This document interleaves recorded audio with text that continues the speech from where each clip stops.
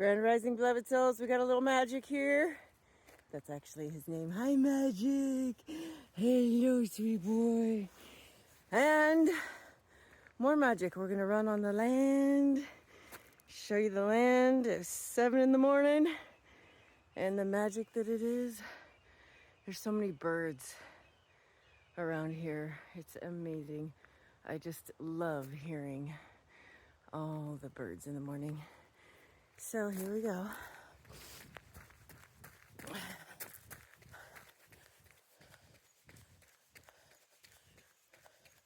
Nice thing about having a big property like this is there's always something to do. Always projects. There's Javi with the girls. Hi, Javi. Yeah, I am. I have realized that I need a lot more movement in my life. Javi's coming with us. So here's Javi. We're going for a jog. Javi has way better hair in the morning than I do. I had to put a hat on. All right. He's got the girls out. The ladies are out. We're going for a run. Come on, Javi. Okay, he's really coming with me. I had no idea this was going to happen. How exciting. All right. Try to motivate everyone to get them inspired to, move their bodies. Just do it. Just do it. Yeah. Just do it. Just do it. Hardcore. Whoa, see? You can jump off rocks. You can have so much fun. Moving your body is really, if you don't move it, you lose it. Yes, Javi knows the answer. So we're moving it. Well, there goes Javi. I lost him. All right. Well, that was fun. Here we go.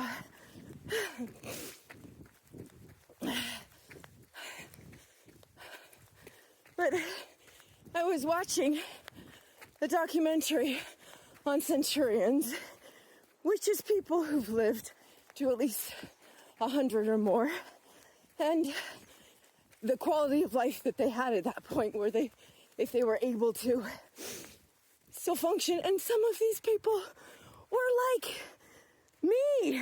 They could do everything. And the one thing that I noticed in this documentary is that all of them continually move their bodies. Not going to the gym per se, but working in the garden, around the house. They did labor tasks. They were not sedentary. They kept moving. And that has been one thing that my parents have been a good example to me in. They've always continued to move. And so I know for me, exercise to maintain a healthy lifestyle is important. And it doesn't matter what you do. You don't have to run. You can dance if you want to. You can leave your friends behind. Because if your friends don't dance, well, they're clearly no friends of mine.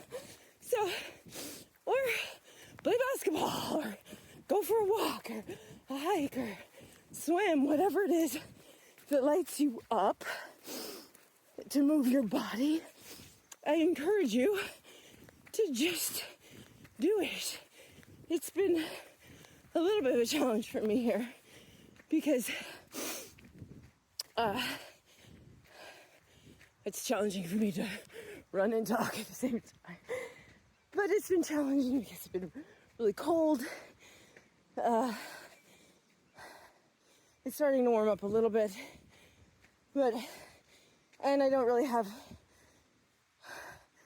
a warm space to do yoga. So those have been a couple challenges. But I'm getting over my little feeling, like I need to be warm all the time funk. When you move your body, you are warm. You warm up really fast. We had a ceremony here last month, and I was dancing, and everyone was all bundled up in all their layers, and I was wearing a tank top. So movement does warm you up. I know that.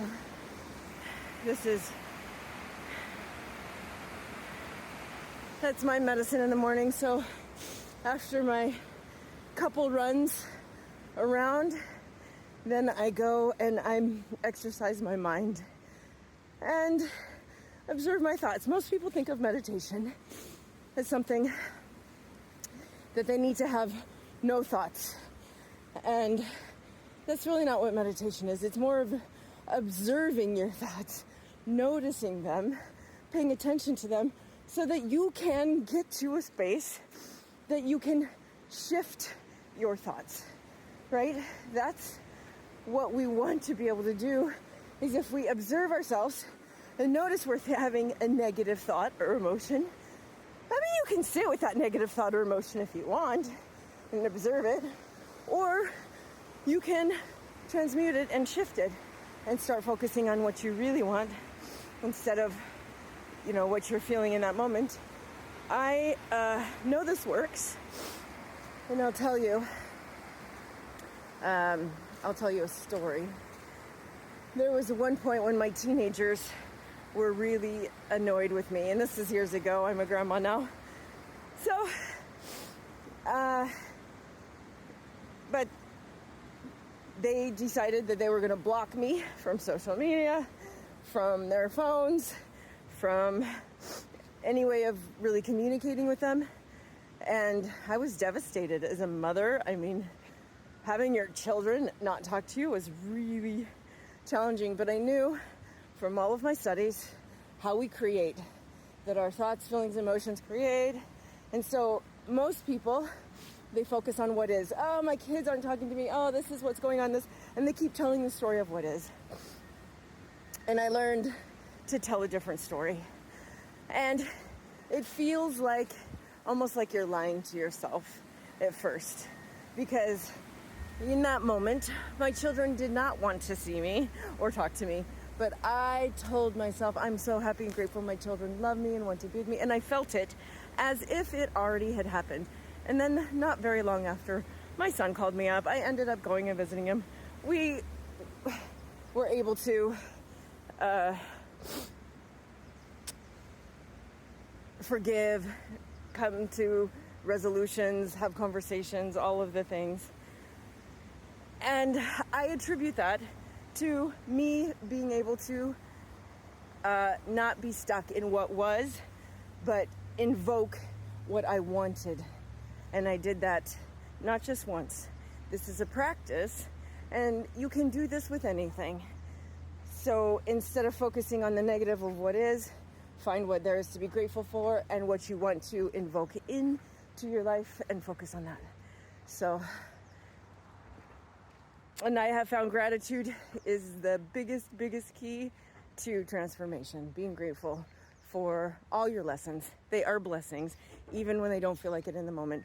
And believe me, I've gone through the dark night of the soul, where my soul, I felt like someone had ripped my heart out, threw it on the ground, and just stomped on it.